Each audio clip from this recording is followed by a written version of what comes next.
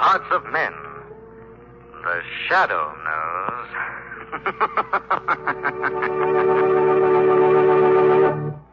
Once again, Mutual Don Lee brings you the thrilling adventures of the Shadow, the hard and relentless fight of one man against the forces of evil. These dramatizations are designed to demonstrate forcibly to old and young alike that crime does not pay. June, the traditional month of weddings. June, the month when almost every American knows someone, either relative or close friend, who goes on that happy march down the aisle. As you see the blushing bride and her bashful groom, your thoughts naturally turn to the future. Will these young people, starting off so bravely in life together, eventually own their own home, say a pleasant white cottage in the country, or the more sturdy red brick house of the city? They will if they follow this advice. Save money regularly through United States savings bonds. There's no better investment in the world. Savings bonds are both safe and profitable. In just 10 years' time, they pay back $4 for every $3 you put in. Now is the time to back your future. Save today for a happy tomorrow through United States savings bonds. They are always conveniently available at banks, post offices, and on the payroll savings plan where you work. But now, the Shadow.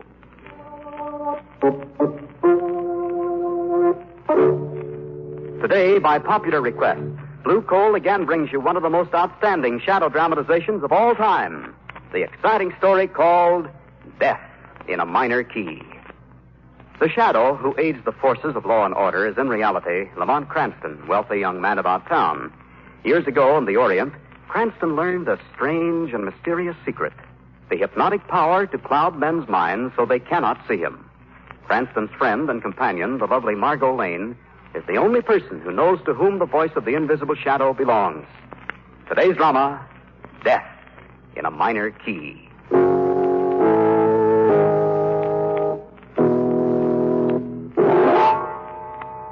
Death in a Minor Key.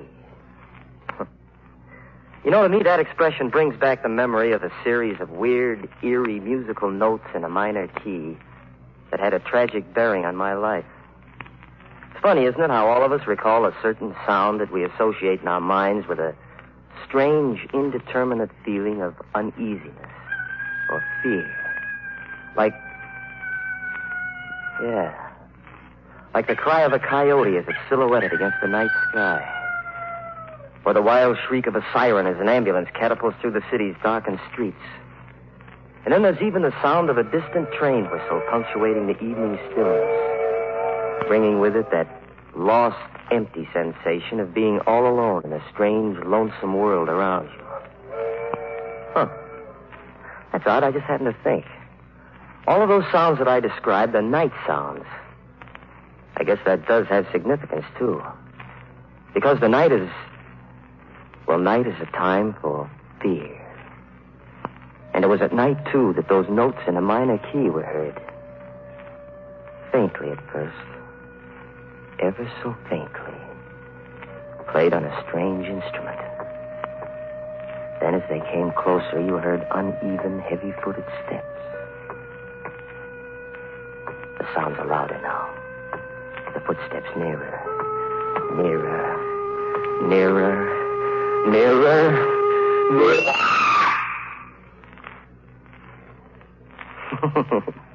Well, I seem to be getting ahead of my story. It's one that I think will interest you, so if you'd like me to pass it on, suppose I start at the beginning. My name is Terry Mason. My mother and father died in an accident when I was 12, and I was brought up by an only uncle. My story really begins down in Santo Domingo, where I spent 2 years supervising one of the family plantations. Well, Santo Domingo was all right, but believe you me, I was a very happy guy when the day finally arrived for me to board a ship to return to the States. The main reason for that happiness was, because I was in love. Yeah, not only in love, but on my way to get married.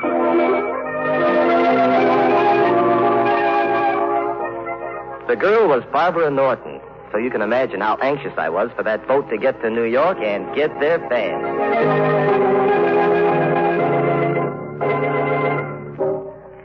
Well, I got to New York all right. And the following day in a little church downtown. Do you, Barbara Norton, take this man to be your lawful wedded husband? I do. I do. Yeah, it was a beautiful ceremony, I guess. But I wasn't the man who married Barbara Norton. What happened? Well, there were probably a dozen reasons. So let's just say that 2 years was too long for her to wait. Well, a thing like that's pretty tough to take. All my hopes and dreams of a future were wrapped up in Barbara. Then all of a sudden, boom, there's nothing. After she was gone, there was only one thing to do. Try to forget. To lose myself in bright lights, music, and the gay whirl of the city's night spots. When one place would close, I'd dig up another. My favorite hangout was the Sky Room. Of course, I know I shouldn't have gone there because everyone knew me. But I just liked the idea of kicking it around 40 stories above the ground. I never took a table, just sat at the bar and listened hazily to the jumble of conversation around me. Care to dance, Margot? Not yet, Lamont. I'm having too much fun just watching. Darling. You see that young man sitting at the bar? You know, he's been staring at you for the past 10 minutes. Hey, wait a minute. I believe I know him. Of course, that's young Terry Mason. For heaven's sake, I haven't seen him in years. Well, if he's a friend, ask him over. You mind? No, I wish you would. Terry? Hey, Terry. Yeah? Oh, Lamont. Come on over. If he can make it. Oops, he almost landed on that table. Hello, Terry. I'm glad to see you. How are you, Lamont? Well, fine, thank you. Well, this is Miss Lane, Terry. How do you do? How are you, Sit Terry? down. All right. Now, tell me, where have you been all these years? Oh, Santo Domingo plantation stuff. 2 years of it. Finally got fed up and came back, huh? Are you kidding? Well, what do you mean? You know why I came back. I'm afraid I don't. Hey, you see, Miss Lane, that's Cranston, always the gentleman. Well, I'll tell you, my friend, I came back to get married. But you want to know what happened? I was jilted. Oh, that's a shame. There was I, you waiting at the church. Oh, come on, let's have a drink. Who was the girl? Barbara Norton. Oh. Barbara Norton? Yes, I know her. Nice kid. Good to her parents. Woman of her word, too. Yeah, woman of her word. Well, just what happened, Terry? I was away too long. That's the story they give me. I was away too long. But that isn't the real story, not by a long shot. What do you mean, Terry? They're all working together on this thing. They're working against me. Who's working together? My uncle, Barbara, and her father, Dr. Norton. I don't understand, Terry. My uncle controls my inheritance, Lamont. Today I learned that he and Dr. Norton were planning to confine me in the doctor's private sanitarium. What do you think of that? Well, now, maybe they're doing it for your own good. Oh, sure. Just like Barbara married somebody else for my own good. Oh, no. No, sir. They're all working together. They want that inheritance. And if they get me to that sanitarium, they know they'll have it. Where is this place, Terry? It's up the Hudson. Used to be our family home. Terry, I think you're putting too much stress on this whole thing. Lamont, you've got to believe me. If they confine me in that place, I'll never come out alive.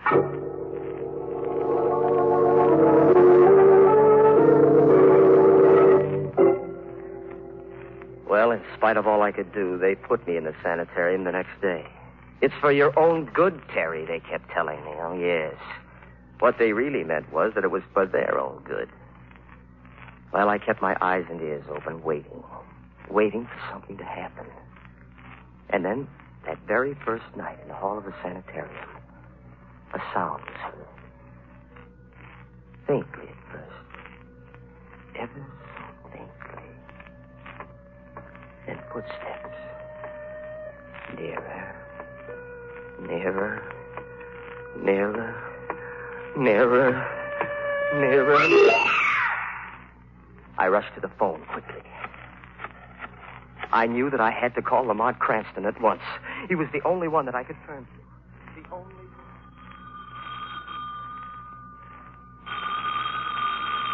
Don't answer that, Lamont. I know it'll be someone who'll give you an excuse for not taking me to the lecture. That, Margot, would be the neatest trick of the week. No such luck. I'd better answer. Oh. Hello. Yes. Oh. Yes, Terry. How are you? Where are you? Sanitarium. What? Murder? You sure? I see. Yes, I know where the place is. All right, Terry, I'll be right up.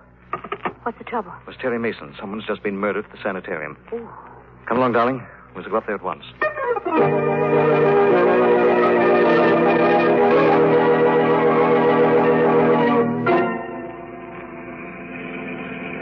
You know, Mr. Cranston, when you're first telling me that I'm taking you my camp to a house up the Hudson, I am thinking of only one house, which is up the Hudson. And this house is not a house which I am fond of, indeed, on account of bars, which is on the window. Yes, I know, Shrevey. Turn left in this driveway. Yes. Oh, Lamont, is that the sanitarium up there on the hill? Yes, darling. Gee, it's a grim-looking place, isn't it? Old stone walls, high turrets. Almost looks like a prison. The house to which I'm referring is a prison also, although it ain't the same house in it. You'd better stop here, Shrevey. Yes. Why, aren't you going right up the door? No, Terry will meet us at the cellar door. He doesn't want anyone to know we're coming. Do you really think that a murder's been committed here, darling? I don't know, Margot. The whole thing may be a wild goose chase. Young Terry's in a highly nervous condition, but I do think it's worth an investigation. You wait here, Shrevey. And I'm keeping beside me my jackhandle, just in case. Come on, Not a darling. bad idea. Look. The whole place is shrouded in darkness. Well, it's quite late, you know. Yeah, but you'd think that... Lamont, what's that? What are you talking about? Look. That cloaked figure disappearing into the shadows of the building. Yes. See it?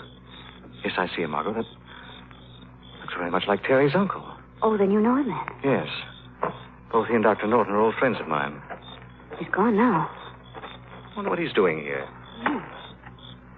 This must be the cellar door Terry mentioned. He should be right inside.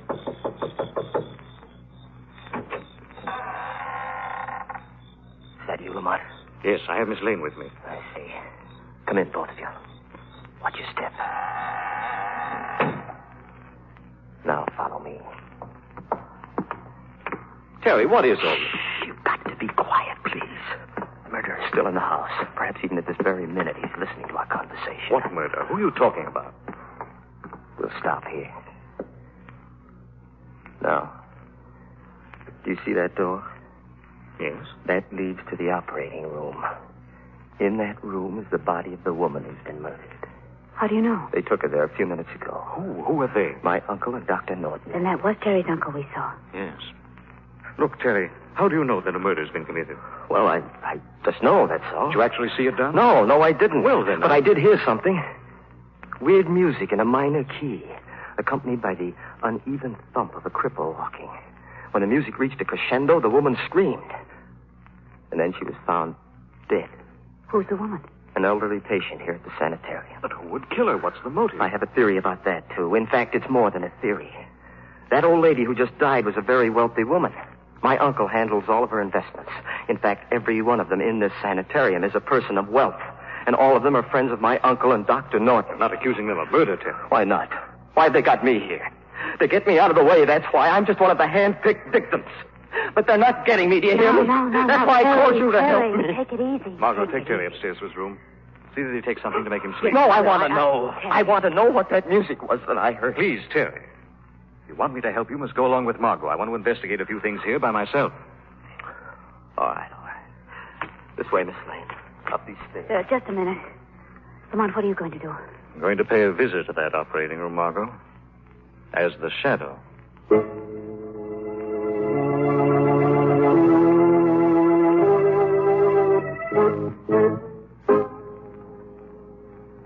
Have you examined the body completely, Doctor? Yes, and believe me, when the coroner arrives, he'll find nothing wrong. You're sure of that? Yes, I am. Doctor, what can we do about Terry? Frankly, I don't know. The boy must be taken care of. He must be. What was that? You'll pardon my intruding on your private conversation, gentlemen. Who are you? Where are you? I'm called the Shadow, gentlemen. Shadow. You've heard of me, perhaps? Yes. Yes. Yes, of course. You must know that although I stand here beside you, you cannot see me. By my hypnotic power, I've clouded your minds. Why are you here? I'm seeking information, gentlemen. Information about the death of that woman whose body lies on the table before you. Why, there is no information to give you. No? How did she die? We can't tell that until the coroner arrives. It couldn't have been murder, could it, Doctor? Murder? I don't know what you mean. Just before her death, did you by any chance hear music? Weird music and the sound of a cripple walking? No, we heard nothing. Why are you so anxious to get rid of young Terry Mason? Get rid of him? Yes. Didn't I hear you say the boy must be taken care of? I didn't mean it that way. Those were your words, gentlemen. Just let me warn you. I'm very interested in the welfare of young Terry Mason. And if anything should happen to him, anything at all, gentlemen, I warn you, You will answer to the Shadow.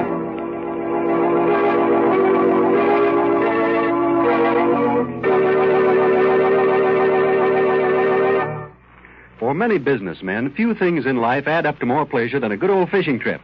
There's that indescribable thrill you get when your wily game rises to the lure and strikes. There's the thrill of hauling him in. And later around the campfire as you fry the day's catch, there's the fun of telling your pals how the big one got away. Yes, fishing's a grand sport, and chances are you'll want to do more and more of it as the years roll on. Of course, more fishing means you'll need more leisure time, and more leisure time calls for money. The best way in the world to guarantee yourself money for any reason in the future is to save now through United States savings bonds. What a swell investment they are. It only takes 10 years for each $3 you invest to grow into 4. Try and match that. Besides, United States savings bonds make it so easy to save. Just buy a bond yourself each payday at any bank or post office, or get on the payroll savings plan. Either way, your money adds up fast and you hardly miss it. Folks, back your future by saving now. For a happy tomorrow, save today. Buy and hold United States savings bonds. And now back to the Shadow.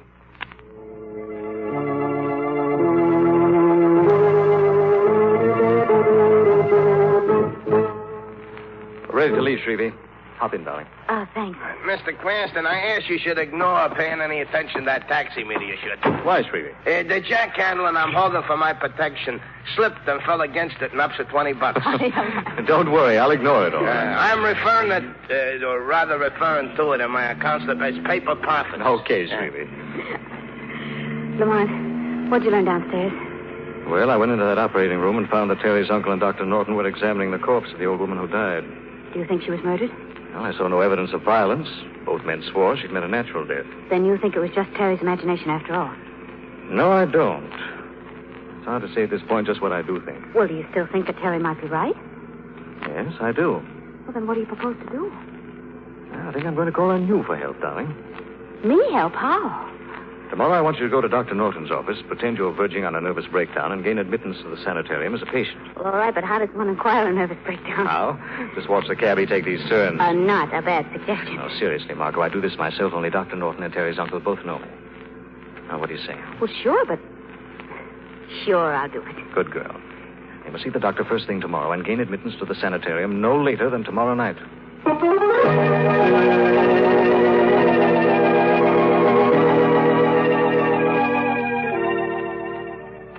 Are you quite comfortable, Miss Lane?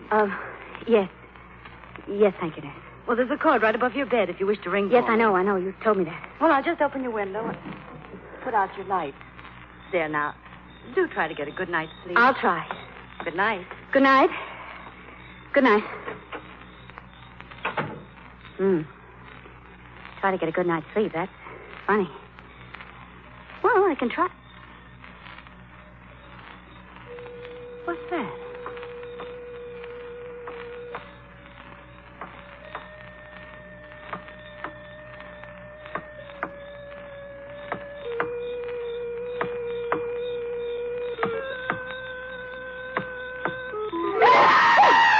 Where's that light? There. Doesn't work. Lights have been cut off. Somebody's coming in the door. Who is that? Why don't you answer me? Now, don't come any closer because I'm... Quiet, Miss Lane. It's I, Terry. Oh, you frightened me. Sorry, but you must come with me to the cellar at once. The killer's loose again.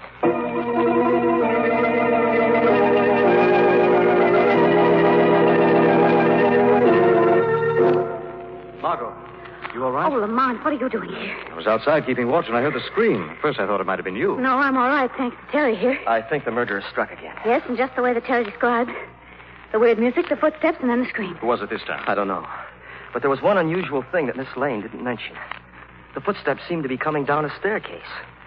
And yet there are no stairs in that wing of the house. Yes, I noticed that, too. Anything else? Yes, there is. About 25 minutes ago, I heard the house phone ring.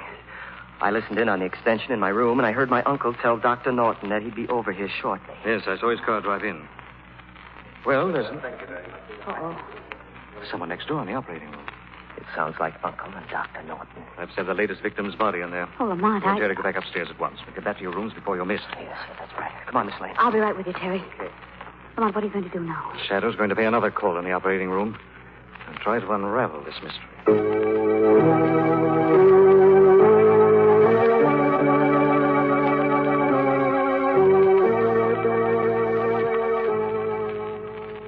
Now, see here, old man, I do think this thing has gone too far. Doctor, you promised me that we'd see this through together. I know, but the second death is too much. I should say that's understatement, Dr. Norton. Shadow again. Yes, gentlemen. And this time I shan't be as lenient with you. The body on that table should be examined by me, not you, Doctor. You fooled the police with your first murder. You do the same with this second one. Are you accusing us of killing? I am. Hello, what's this? So, step over here, gentlemen. That's it. Now, examine that mark behind the patient's left ear. Look, Doctor. He's right. That tricornered puncture was the cause of this woman's death. Then it was murder. So, you agree with me at last. But you don't think that we killed her? I'm not sure yet. I want you both to go to Dr. Norton's study. And do not leave there until the shadow calls.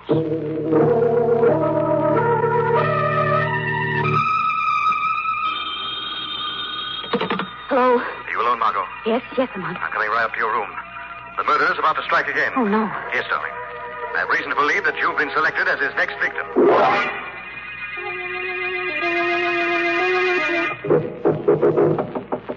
Who is it? Di Lamont, open up.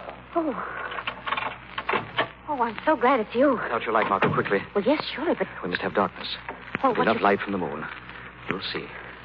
I purposely called you on the house phone, Margot, because I knew the murderer would be listening in.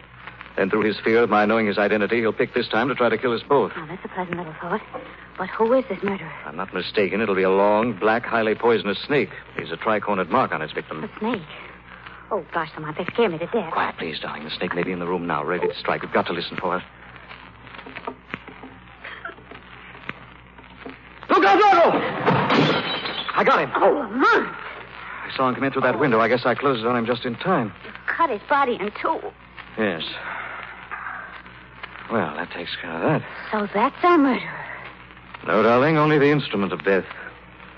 Our murderer should be paying us a call in a moment to add the final macabre touch to what he expects has been a double killing this time. Listen. You hear that? Yes, it's the same sound. We'll stand over here by the wall. It sounds again as if you were descending a flight of stairs. And yet there are no stairs. No, now don't speak. Let's watch that panel on the wall. You see? It's slowly opening. All right.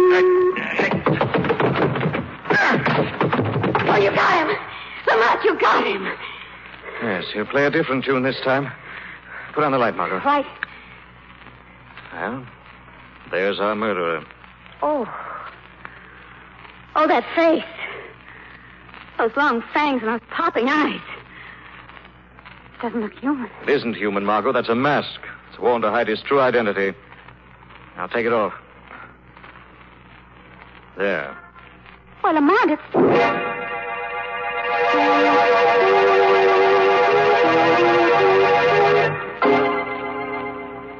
Well, that just about ends my story. But you can see what a mess I almost got Lamont and Miss Lane into. Fortunately for them, they found out the murderer in time. This killer's motive was a familiar one, revenge. Trying to implicate those he thought had wronged him. As you probably already deduced, the club foot was a disguise, and the weird music came from a strange oboe-like instrument that he used to hypnotize the snake. Yes, he thought he was being very smart. But, well, right on down the line, it's been pretty well proven that the smart guy in the long run gets just what he gives out. Time to go, Terry. Oh, yeah. Didn't realize I was so long. I was just telling these people a story. Not a bad one either, if I do say so myself. You'd better come along, Mason. Okay.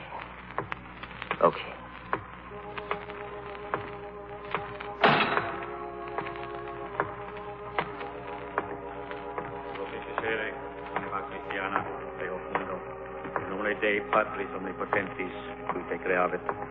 Hodie sit in pace, locus tuus habitatio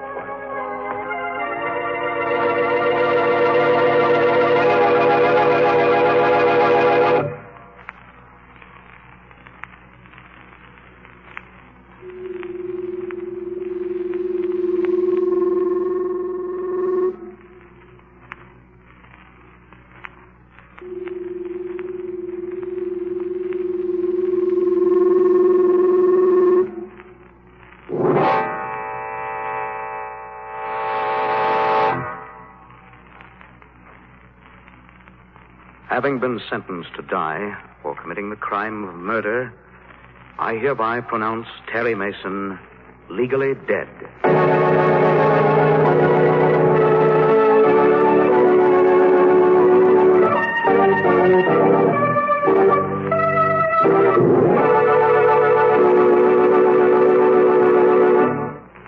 Rome wasn't built in a day, as the saying goes, and neither is the wherewithal it takes to make your dreams about the future come true. That little farm on the edge of town, that really long vacation trip you've been promising yourself. If you're air-minded, one of those nifty little private planes that'll be coming along in a few years. Those and lots of other things don't just happen. You have to plan for them. Save up the money it takes to make them come true. It's a swell break, therefore, that you can go right on buying United States savings bonds. Government guaranteed and good interest rate. Make United States savings bonds your best bet to back your future. Actually, for each $3 you invest, you get back $4 in just 10 years' time. Use the payroll savings plan or buy savings bonds yourself regularly at any bank or post office.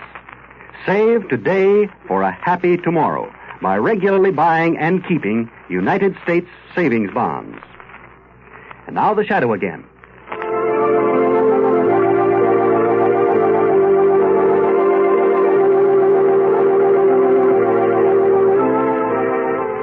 The Shadow program is based on a story copyrighted by Street and Smith Publications. The characters, names, places, and plot are fictitious.